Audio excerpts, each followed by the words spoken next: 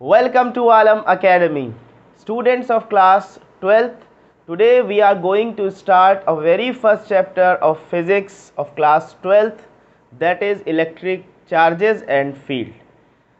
सबसे पहली यूनिट जो क्लास 12th फिजिक्स में है वो है इलेक्ट्रोस्टैटिक्स, और इलेक्ट्रोस्टैटिक का जो पहला चैप्टर है वो है इलेक्ट्रिक चार्जेस एंड फील्ड्स। तो हम लोग सबसे पहले यहीं से स्टार्ट करते हैं। ठीक, सबसे पहले देखते हैं कि ये इलेक्ट्रोस्टैटिक क्या चीज़ है। ठीक है, इलेक्ट्रोस्टैटिक बेसिकली अगर हम देखें तो इलेक्ट्रोस्टैटिक में हमें when we are going to study the charges at rest, यानी कि हम क्लास 12th की अगर हम कहें कि हमें ओवरऑल जो स्टडी करनी है वो चार्जेस के बारे में स्टडी करनी है। कहीं पर चार्जेस को रेस्ट पर रखा जाएगा, कभी चार्जेस को हम मोशन में लेकर के आ जाएंगे। ठीक है, तो ये जो ओवरऑल स्टडी होती है इलेक्ट्रोमैग्नेटिज्म के अंदर में आती है। इलेक्ट्रोमैग्नेटिज्म, ये इलेक्ट्रोमैग्नेटिज्म बहुत बड़ा पोर्शन है जो क्लास 12th के अंदर आपको इसके बारे में पढ़ना रहेगा।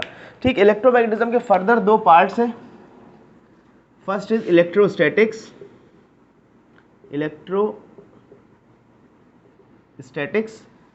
And second is electrodynamics.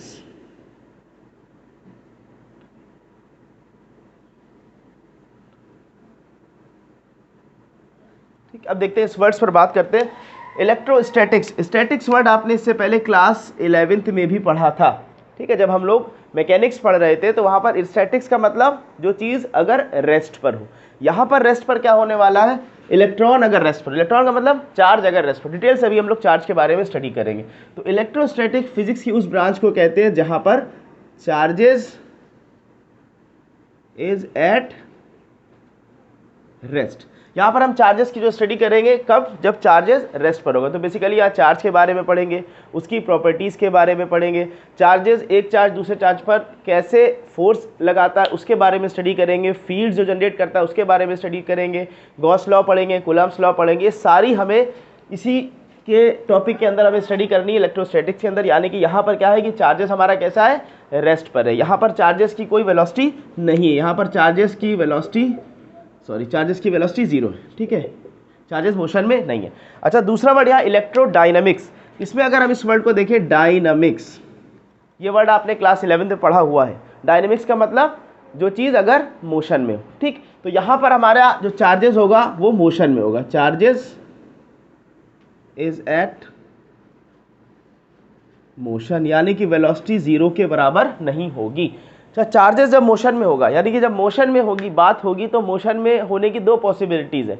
या तो मोशन होगा यूनिफॉर्म मोशन, ठीक, टाइम के रेस्पेक्ट में वेलोसिटी कंटिन्यूसली सेम रहने वाली है, या मोशन होगा नॉन यूनिफॉर्म यानी कि एक्सेलरेटेड मोशन। तो इसके भी हम फर्दर दो डिवीजन कर लेते हैं। फर्स्ट इज कि जब हमारे पास यूनिफॉर्म मोशन होगा, जब यूनिफॉर्म मोशन होगा तो उस टाइम पे जो चार्जेस की हम स्टडी करेंगे उसके अंदर हमारे पास करंट इलेक्ट्रिसिटी भी आएगा, करंट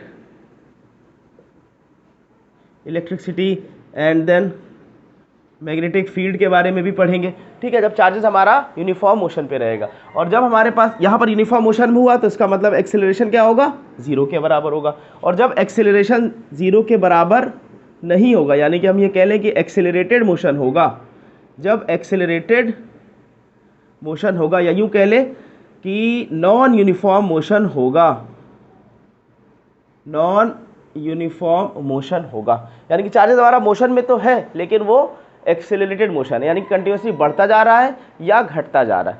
तो यहाँ पर जो स्टडी होगी वो आएगी इलेक्ट्रोमैग्नेटिक वेव के बारे में। इलेक्ट्रोमैग्नेटिक वेव, जैसे आपकी लाइट वेव हो गई, जैसे आपकी एक्सरेज हो गई, ये सारी चीज़ें इसके अंदर पढ़नी है। तो ये आपका ओवरऑल स्ट्रक्चर है इलेक्ट्रोमैग्नेटिज्म का। तो इलेक्ट्रोमैग्नेटिज्म बहुत बड़ा पोर्शन है क्लास 12 की फिजिक्स के लिए। हमें ध्यान किस में रखना है, यानी कि ओवरऑल अगर हम बात करें तो हमने किसकी बात करी है, हमने बात करी है इस चार्ज की। तो अब आपको इस बात की इंपॉर्टेंस समझ में आ गई होगी कि यहाँ पर हमें चार्जेस की ही दुनिया में ही घूमना फिरना है। हमें ओवरऑल जो स्टडी करनी है वो किसके बारे में करनी है, चार्जेस के बारे में। अच्छा, क्लास 11 और 12 में अगर हम फिजिक्स में थोड़ा सा डिफरेंस देखें तो क्लास 11 में जो हम फिजिक्स पढ़ लेते हैं वो मैक्रो लेवल की थी, यानी कि चीज़ें हमें दिखाई देती थी। जैसे अगर क्या था, कार मूव कर रही है, कोई पर्सन मूव कर रहा है, तो वो चीज़ें हम रियलाइज़ कर पा रहे थे, देख पा रहे थे। क्लास 12th में जो बातें होंगी वो सब की सब माइक्रो लेवल पर होंगी, यानी कि अब क्या होगा, इलेक्ट्रॉन तेजी से भागा जा रहा है, अब इलेक्ट्रॉन हमें नेकेड आई से नहीं दिख रहा है, तो यहाँ पर सारी चीज़ें बिल्कुल माइक्रो लेवल पर बात होने वाली है। तो ये पूरा ओवरऑल स्ट्रक्चर है जो हमें पढ़ना है। तो अब हम लोग इस जितनी जानकारी आपको मिली इस चीज़ को अपने पास नोट कर लीजिए। देन हम लोग स्टार्ट करेंगे सबसे इंपॉर्टेंट टॉपिक जो है इलेक्ट्रिक चार्जेस के बारे में, ठीक।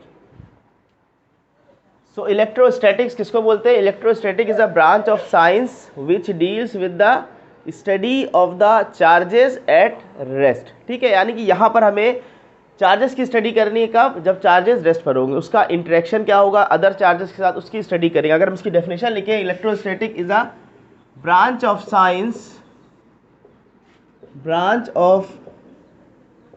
साइंस इन विच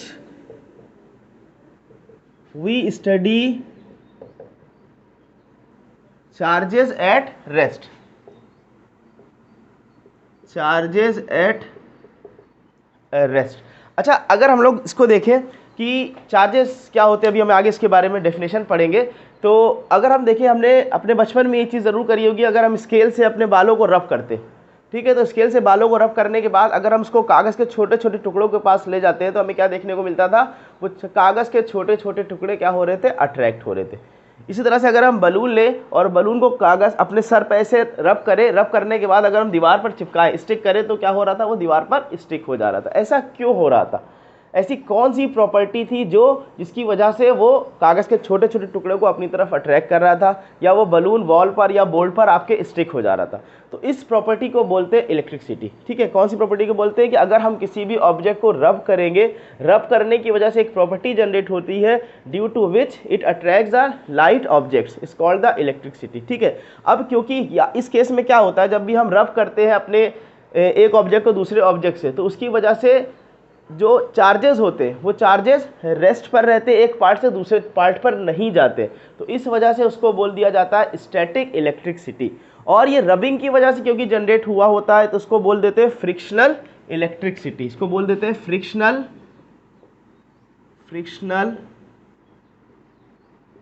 इलेक्ट्रिसिटी, और इसी का ही नाम है इलेक्ट्रोस्टैटिक्स। क्योंकि यहाँ पर जो चार्जेस डेवलप हो रहे थे वो एक पार्ट से दूसरे पार्ट पर मूव नहीं कर पा रहे होते, वो रुके हुए होते हैं, रेस्ट पर होते हैं, इसीलिए इसका नाम रख दिया गया electrostatic.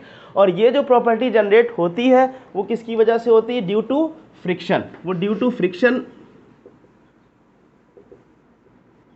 This property will generate, तो इस वजह से इसका नाम आ जाता है फ्रिक्शनल इलेक्ट्रिसिटी। तो अगर हम इलेक्ट्रिसिटी को डिफाइन करने की कोशिश करें कि इलेक्ट्रिसिटी क्या है, इलेक्ट्रिसिटी को डिफाइन करने की कोशिश करें तो हम कहेंगे the property of rubbed substance due to which it attracts light particles, ठीक है। डेफिनेशन क्या बन जाएगी हमारी? The property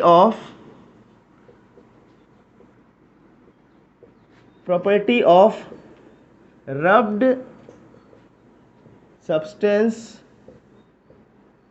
due to which it attracts light objects और लाइट पार्टिकल्स। तो इस प्रॉपर्टी को हम बोलते हैं इलेक्ट्रिसिटी, क्योंकि रबिंग की वजह से ये जनरेट हो रही है, यानी कि फ्रिक्शन की वजह से जनरेट हो रही है, इसीलिए इसका एक नाम आ जाता है फ्रिक्शनल इलेक्ट्रिसिटी। और क्योंकि इस केस में जो चार्जेस होते हैं वो एक पार्ट से दूसरे पार्ट पर मूव नहीं कर पा रहे होते हैं, तो इसका नाम आता है स्टैटिक, यानी कि चार्जेस रुके हुए, और इलेक्ट्रोस्टैटिक इसको बोला जाता है, यानी कि इलेक्ट्रोस्टैटिक और फ्रिक्शनल इलेक्ट्रिसिटी भी कह सकते हैं। और जो रब्ड सब्सटेंस होता है जिसके अंदर ये प्रॉपर्टी जनरेट हो जाती है, ये टेम्परेरी प्रॉपर्टी होती है, परमानेंट नहीं होती है, उसको बोलते हैं वो सब्सटेंस या वो ऑब्जेक्ट हमारा इलेक्ट्रीफाइड हो गया है, या कह लेंगे कि वो इलेक्ट्रिकली चार्ज्ड हो गया है, वो इलेक्ट्रिकली चार्ज ऑब्जेक्ट हो गया है जो अदर ऑब्जेक्ट्स को अपनी तरफ अट्रैक्ट कर रहा है, ठीक है। अब यहाँ पर ओवरऑल हम लोगों ने बातें करी हैं चार्जेस के बारे में, तो अब हमारे पास क्यूरियोसिटी जागती है कि हम जाने कि ये चार्ज क्या चीज़ है, ठीक है। तो अब हम लोग इतनी जानकारी को नोट करके नेक्स्ट हम लोग, क्योंकि हमारे पास डिजिटल बोर्ड तो नहीं है, लेकिन हाँ इसको भी हम लोग एज अ स्लाइड की तरह से ट्रीट कर सकते हैं, तो अगली स्लाइड पर हम लोग चलेंगे और स्लाइड में हम लोग अगली स्लाइड में देखेंगे चार्ज के बारे में। सो नेक्स्ट हमारा टॉपिक है इलेक्ट्रिक चार्जेस। इलेक्ट्रिक चार्जेस जो कि बहुत इंपॉर्टेंट टॉपिक है, आपके बात समझ में आई होगी, क्योंकि होल सोल जो फिजिक्स है यहाँ पर वो रिवॉल्व कर रही है इलेक्ट्रिक चार्जेस की। इलेक्ट्रिक चार्ज हमारा क्लास 12th का हीरो, ठीक है। तो इलेक्ट्रिक चार्ज के अगर हम डिफाइन करने की कोशिश करें कि electric charge is an intrinsic property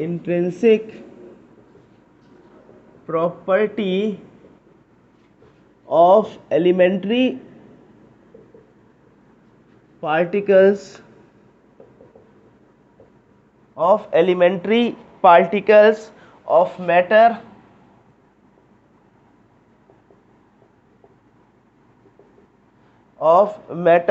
which give rise to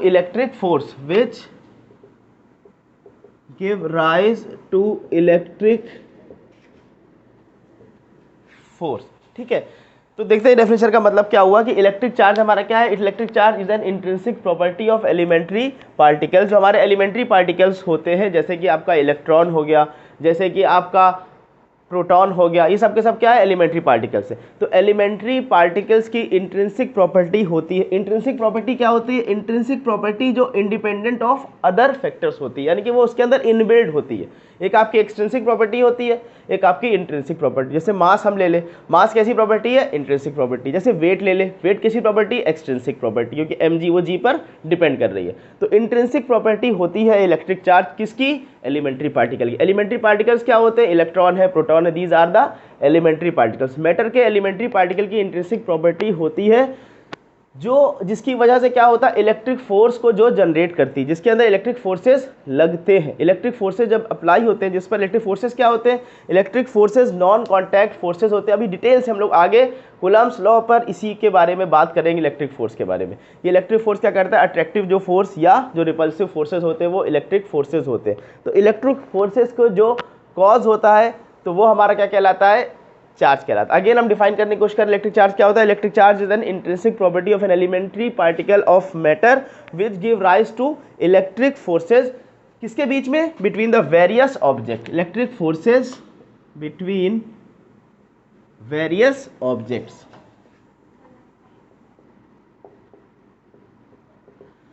तो आपके ये बात उम्मीद है समझ में आई होगी, इलेक्ट्रिक चार्ज किसको बोलते हैं। अब इलेक्ट्रिक चार्ज कैसी क्वांटिटी है? कैसी क्वांटिटी का मतलब कि ये फिजिकल, ये सॉरी स्केलर क्वांटिटी है या वेक्टर क्वांटिटी है? तो it is a scalar quantity. Scalar quantity क्यों है? क्योंकि हमें इसको डिफाइन करने के लिए सिर्फ मैग्नीट्यूड चाहिए होता है, डायरेक्शन की कोई रिक्वायरमेंट नहीं होती है। तो इसीलिए कैसी क्वांटिटी है? Scalar quantity. इसकी यूनिट की बात करें तो it's SI unit is coulomb, जिसको हम लोग कैपिटल C से भी डिनोट करते हैं। अच्छा, क्लास 10th में भी हमने इलेक्ट्रिसिटी जब पढ़ी थी, वहाँ पर हमने करंट के बारे में पढ़ा था। करंट क्या होता था? Rate of flow of charge के बारे में पढ़ा था। ये क्यों बता रहे? क्योंकि वहाँ से हमें एक और यूनिट भी मिल जाएगी चार्ज की। तो वहाँ पर हमने क्लास 10th में क्या पढ़ा था कि करंट को अगर हम I से डिनोट कर रहे हैं और चार्ज को अगर हम Q से डिनोट कर रहे हैं, Q/T, तो यहाँ से Q की वैल्यू क्या मिल जाएगी? I × T। और I की यूनिट क्या होती है? एम्पेयर। टाइम की यूनिट क्या होती है? सेकेंड। तो एम्पेयर सेकेंड भी यूनिट होती है इलेक्ट्रिक चार्ज की। तो एक कूलम को हम क्या लिख सकते हैं? 1 एम्पेयर सेकेंड। अगर हम एक कूलम को डिफाइन करने की कोशिश करें कि भाई ये एक कूलम चार्ज है कितना चार्ज, तो एक कूलम को हम ये डिफाइन कर सकते हैं कि अगर किसी कंडक्टर में 1 एम्पेयर करंट फ्लो करता है 1 सेकेंड के लिए, तो इसका मतलब चार्ज जो होगा वो 1 कूलम चार्ज होगा। ठीक, क्योंकि ये हमने इसी से डेफिनेशन को डराइव कर लिया। तो हम कैसे कर सकते हैं? If a conductor carries a current of 1 ampere for 1 second, then the charge that will be flow in the conductor will be 1 coulomb. ठीक है ना, हम ये डिफाइन कर सकते हैं। लिख लेते हैं डेफिनेशन को कि एक 1 कूलम को अगर हम डिफाइन करने की कोशिश कर रहे हैं कि if a conductor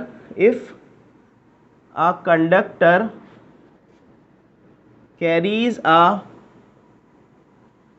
current of 1 ampere for 1 second, then the charge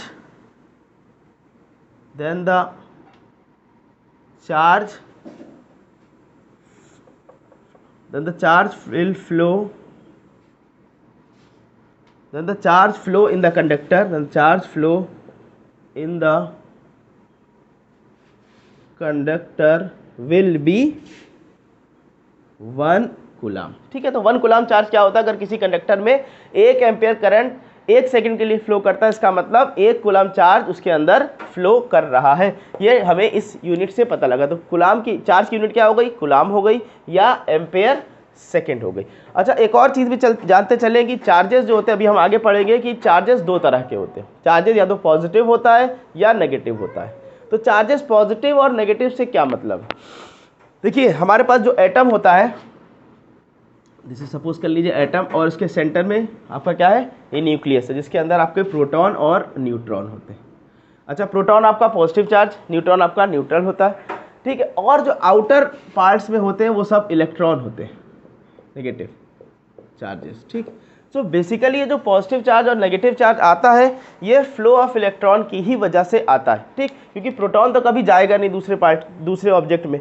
तो होगा क्या कि एक ऑब्जेक्ट में, एक मैटर में जो इलेक्ट्रॉन है, जो आउटर शेल में, वो अगर ट्रांसफ़र हो रहे हैं दूसरे पर, तो इलेक्ट्रॉन पर चार्ज कितना होता है? एक इलेक्ट्रॉन पर चार्ज होता है 1.6 × 10⁻⁻19 कूलाम चार्ज होता है। तो इस चीज़ को अच्छी तरह समझ लीजिए कि जब मान लेते हैं इलेक्ट्रॉन दूसरे ऑब्जेक्ट पर ट्रांसफ़र हुआ, तो अब यहाँ से क्या हो गया? अगर एक इलेक्ट्रॉन गया, सपोज कर लीजिए एक इलेक्ट्रॉन इस पर ट्रांसफ़र हो गया। ठीक, एक इलेक्ट्रॉन इस पर ट्रांसफ़र हुआ, तो अब एक इलेक्ट्रॉन की कमी यहाँ पर हो गई। तो जहाँ पर डेफिशिएंसी ऑफ इलेक्ट्रॉन होगा, इसका मतलब वहाँ पर क्या हो गया? पॉजिटिव चार्ज आ गया, इस पर आ गया पॉजिटिव चार्ज। और जहाँ पर एक्सेस ऑफ इलेक्ट्रॉन हो गया, अब यहाँ पर जितने भी इलेक्ट्रॉन थे, एक इलेक्ट्रॉन ज़्यादा आ गया, तो इलेक्ट्रॉन की एक्सेस हो गया। इसका मतलब जब इलेक्ट्रॉन एक्सेस में हो गया तो ये बन गया नेगेटिवली चार्ज। ठीक ना, ये आपका पॉजिटिव चार्ज, ये आपका नेगेटिव। तो पॉजिटिव नेगेटिव कैसे होगा? अगर डेफिशिएंसी ऑफ इलेक्ट्रॉन हो रही है, इसका मतलब positive charge, excess of electron है तो इसका मतलब नेगेटिव चार्ज। तो अब नेक्स्ट हम लोग इसके बाद नेक्स्ट टॉपिक या नेक्स्ट स्लाइड में कह लीजिए, नेक्स्ट स्लाइड में हम लोग ये देखेंगे, एक्सपेरिमेंटली डिमॉन्स्ट्रेट करके देखेंगे कि चार्जेस 2 ही तरह के होते हैं, एक पॉजिटिव और एक नेगेटिव। इतने जानकारी को, इतनी इन्फॉर्मेशन को अपने पास नोट कर लीजिए। देन हम लोग चलते हैं कि जहाँ पर हम लोग देखेंगे experimental demonstration of electric charges. ठीक है, कि इलेक्ट्रिक चार्जेस के एक्सपेरिमेंटल डिमॉन्स्ट्रेशन के वो 2 ही तरह के होते हैं। सो एक एक्सपेरिमेंट की हेल्प से ये डिमॉन्स्ट्रेट करने की कोशिश की गई कि जो चार्जेस होते हैं वो 2 ही टाइप के होते हैं। ठीक है, तो देखते हैं इस एक्सपेरिमेंट में क्या है। आपके सामने जो स्क्रीन पर आपको बोर्ड में ये डायग्राम दिख रहा है, तो 3 केसेस है यहाँ पर। ये मान लेते हैं फिगर ए है, this is figure B and this is figure C. तो देखिए हुआ क्या है, यहाँ पर हमारे पास एक ग्लास रॉड था। ग्लास रॉड को हमने क्या किया? सिल्क क्लॉथ से रब किया अच्छी तरह से। जब सिल्क क्लॉथ से रब किया तो वो क्या हो गया? चार्ज हो गया, यानी कि उस पर हमारे पास किसी टाइप का चार्ज आ गया। ठीक, उसके बाद हमने क्या किया? उसको यहाँ पर सिल्क थ्रेड से उसको हैंग कर दिया, लटका दिया। इसी तरह से एक दूसरा मटेरियल लिया, एबोनाइट रॉड। एबोनाइट रॉड को कैट स्किन के साथ रब किया अच्छी तरह से, तो वो भी इलेक्ट्रिकली चार्ज हो गया और उसको भी यहाँ पर हैंग कर दिया गया। तो जब चार्ज्ड ग्लास रॉड को दूसरा चार्ज ग्लास रॉड लेकर के, दूसरा चार्ज यानी कि फिर से हमने एक और ग्लास रॉड लिया और उसको भी हमने रब कर दिया इसके सिल्क क्लॉथ पर, उसको जब पास में लेकर के आए तो क्या देखने को मिला कि ये दोनों के बीच में एक रिपल्सिव फोर्स लग रहा है, यानी कि ये इससे दूर भाग रहा है। ठीक, फिर यही काम हमने एबोनाइट रॉड के साथ किया। दूसरा एक एबोनाइट रॉड लाए जिसको कैट स्किन पे रब किया गया था, यानी कि वो इलेक्ट्रिकली चार्ज था, और कैट स्किन पर रब किए हुए एबोनाइट रॉड को हैंग किया हुआ था। उसके पास जब हम दूसरा रब्ड एबोनाइट रॉड लेकर के आए तो यहाँ पर भी सेम फिनोमेना हमें दिखाई दिया कि ये इसके फोर्स ऑफ रिपल्शन हमें दिखाई दे, जिसको हमने फोर्स से रिप्रेजेंट किया हुआ है। फोर्स ऑफ रिपल्शन यहाँ पर हमें शो हो रहा है, यानी कि इससे दूर भागता हुआ दिख रहा है। जो केस यहाँ पर था, यहाँ पर भी रिपल्सिव फोर्स था, फोर्स ऑफ रिपल्शन यहाँ भी मिल रहा था। ठीक है, थर्ड डायग्राम में क्या शो किया गया है कि अब इस बार जो चार्ज ग्लास रॉड था उसके पास हम चार्ज एबोनाइट रॉड लेकर के आए, तो अब यहाँ पर क्या देखने को मिला कि इन दोनों के बीच में एक फोर्स ऑफ अट्रैक्शन लगने लग गया, फोर्स ऑफ अट्रैक्शन लगने लग गया। तो अब इस पूरे एक्सपेरिमेंट से हमारे सामने 2 इंपॉर्टेंट रिजल्ट्स निकल करके आए। क्या रिजल्ट्स निकले? पॉइंट नंबर 1 अगर हम बात करें, रिजल्ट नंबर 1, तो रिजल्ट नंबर 1 हमें ये बता रहा था कि इन दोनों ऑब्जेक्ट्स पर, यानी ग्लास रॉड पर, एबोनाइट रॉड पर जो चार्जेस थे उनका नेचर डिफरेंट था। ठीक है ना, दोनों पर जो चार्जेस का नेचर था उनका नेचर डिफरेंट था, इसी वजह से यहाँ पर वो अट्रैक्ट हो रहे थे। ठीक, अब इन चार्जेस का जो नेचर डिफरेंट था, इनके नाम किसने रखे? तो एक साइंटिस्ट थे बेंजामिन फ्रैंकलिन। Benjamin Franklin. 1750 में इन्होंने इस ऑपोजिट नेचर के चार्जेस के नाम दिए। एक को उन्होंने नाम दिया पॉजिटिव चार्ज और दूसरे को नाम दिया नेगेटिव चार्ज। जो ग्लास रॉड पर जनरेट हो रहे थे चार्जेस उसका नाम रखा गया पॉजिटिव चार्ज और जो एबोनाइट रॉड पर जनरेट हो रहे थे चार्जेस उसका नाम आ गया नेगेटिव चार्ज। तो एक बात तो ये पता लगी कि इन दो ऑब्जेक्ट्स पर दो तरह के चार्जेस डेवलप हो रहे थे जिनका नेचर दोनों का ऑपोजिट था। ठीक, और दूसरी एक इंपॉर्टेंट बात पता लगी जिसको फंडामेंटल लॉ ऑफ इलेक्ट्रोस्टैटिक्स भी बोला जाता है। क्या बात पता लगी कि जो सेम टाइप ऑफ चार्जेस होते हैं यानी कि जो लाइक चार्जेस होते हैं, like charges are always repel each other, repel each other यानी कि एक दूसरे से भागते हैं अलग अलग। जैसे यहाँ पर क्या था, सेम टाइप के चार्जेस थे, glass rod rubbed glass rod यहाँ था, रब्ड ग्लास रॉड यहाँ पर था, तो दोनों में सेम तरह के चार्जेस डेवलप हुए थे, तो दोनों में क्या दिखाई दे रहा था, फोर्स ऑफ रिपल्शन दिख रहा था। इसी तरह से यहाँ पर एबोनाइट रॉड के केस में क्या था, सेम टाइप ऑफ दोनों पे चार्जेस थे, तो जब दोनों को पास लाया गया तो क्या देखने को मिला कि यहाँ पर भी रिपल्सिव फोर्स दिखाई दे रहा है, यानी कि जो लाइक चार्जेस होते हैं वो रिपेल करते हैं एक दूसरे को। और एक और इंपॉर्टेंट चीज, like charges repel each other while opposite charges का मतलब जो ऑपोजिट नेचर के चार्जेस यानी कि positive negative, while opposite charges are always attract each other। ये कौन सा केस है, जो case number C, figure number C में आपको इस चीज को दिखाया जा रहा है। ठीक, while opposite charges are always attract each other। तो ये जो स्टेटमेंट है, ये स्टेटमेंट ही हमारा कहलाता है फंडामेंटल लॉ ऑफ इलेक्ट्रोस्टैटिक्स। इसको बोलते हैं फंडामेंटल लॉ ऑफ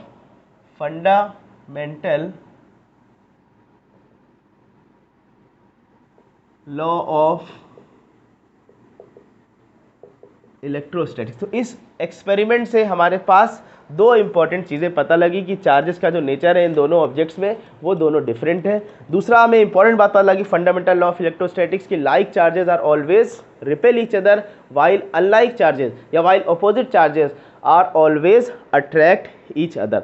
अच्छा, ये जो प्रॉपर्टी है जो दोनों के चार्जेस में डिफरेंस क्रिएट कर रही है वो प्रॉपर्टी क्या कहलाती है, पोलैरिटी ऑफ चार्जेस कहलाती है। तो हम लिख सकते हैं कि the property which distinguishes the two kinds of charges is called polarity of charges. क्या बोलते हैं उसको, पोलैरिटी ऑफ चार्जेस बोलते हैं, पोलैरिटी ऑफ चार्जेस।